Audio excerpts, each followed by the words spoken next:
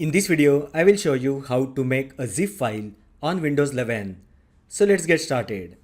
First, go to the location where your files are located and that you want to include in the zip file. You can select the files as PDF, Excel, Word document, image files or videos. Or you can simply use the combination of different file types to include in the zip file. So for the purpose of this video, I will select these three files to include in the zip file. Now keeping the file selected, right click and then go to compress to option. Now from the options, select the option zip file.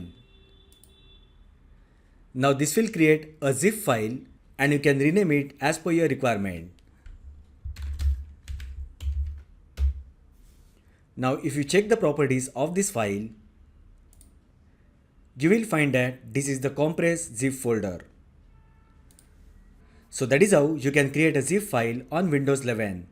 If you find this video helpful, then like the video, share with your friends and subscribe to my channel. Thanks for watching and I will see you in the next video.